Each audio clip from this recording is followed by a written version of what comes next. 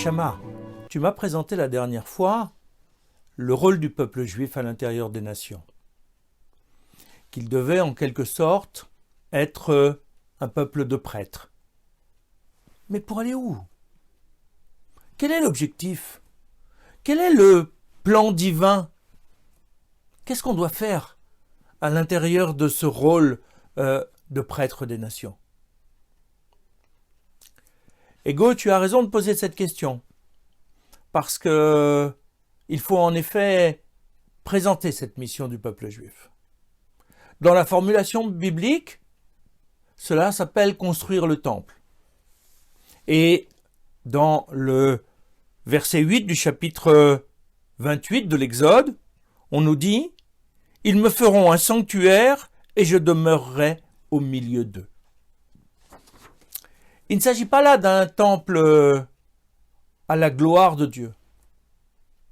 Il s'agit d'un lieu tout à fait particulier dont nous allons essayer de comprendre la fonction. L'homme est un être matériel, avec un corps. Ce corps l'entraîne vers des plaisirs qui sont eux aussi matériels. Dieu est un être de pure spiritualité.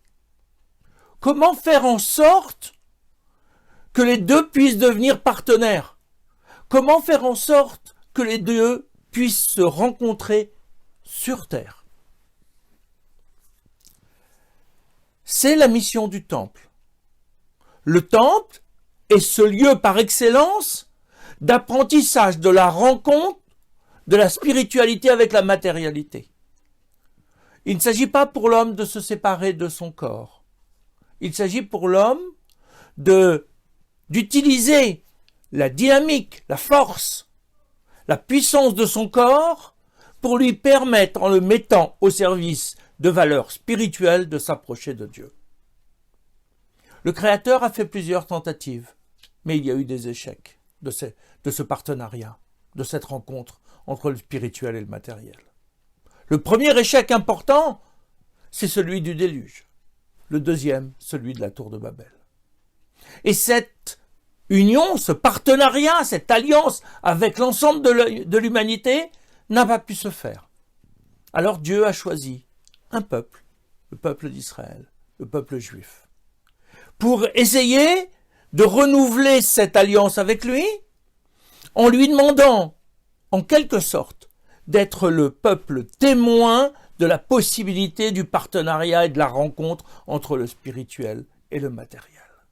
C'est par sa vie, c'est en accomplissant les 613 mitzvot que l'homme doit comprendre qu'il peut alléger sa matière, alléger le poids de la tentation matérielle pour essayer de s'élever vers Akadosh Baruch Hu. Et les deux mouvements vont dans le même sens.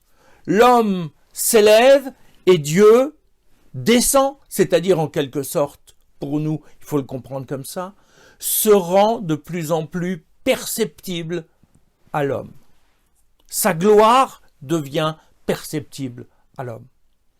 Et il faut le comprendre, l'homme fonctionne comme une montgolfière. Pour que la montgolfière s'élève vers le ciel, il faut que progressivement on lâche du lest, c'est-à-dire qu'on diminue le poids de la matérialité. Ces sacs de sable qui sont dans la montgolfière et qui sont jetés par terre pour que la montgolfière puisse s'élever. Nous, c'est le travail avec les mitzvot sur cette matière pour que sa force d'attraction en direction des plaisirs matériels diminue. Le temple, nous le disions, n'est pas un espace à la gloire du Créateur, n'est pas un espace à la gloire de Dieu. Le temple est là comme un lieu d'apprentissage de cette proximité avec Dieu. D'ailleurs, le Sefer Abaïr nous le dit. Le korban, le mot korban qui désigne nos sacrifices, indique la notion de karav, de s'approcher.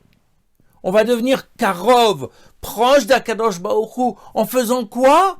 En allant offrir notre matérialité, notre tentation au plaisir matériel sur l'autel du temple. en mangeant, en consommant ces sacrifices. On apprend à manger pour le service divin au lieu de simplement être dans notre service personnel et individuel. Par la fabrication de l'encens, qui prend des éléments de parfum très différents et également certains plus désagréables, mais mis ensemble, ça donne un parfum. C'est par l'union d'individus différents qui ne se ressemblent pas, qui ont chacun leur personnalité, que on peut créer un ensemble qui va être agréable à Akadosh Baruch Hu. Tous les éléments du temple sont là pour nous apprendre à construire cette proximité avec Akadosh Baruch Hu. D'ailleurs, si on regarde bien, l'ensemble des objets, que ce soit des crochets, des tentures, ou le misbéar, ou l'autel, sont au nombre de 613 à l'intérieur du temple. C'est par ces 613 objets symboliques, qui sont le lieu de notre apprentissage, qu'on va progressivement se mettre au service d'Akadosh Baruch Hu et permettre à la spiritualité de Dieu de se dévoiler sans que l'homme soit anéanti par la force de cette spiritualité, de cette gloire divine. C'est parce que il nous faut aménager le monde, le préparer à cette rencontre, que nous devons construire le temple. C'est en préparant ce monde que l'on prépare et que l'on se rapproche de l'ère messianique.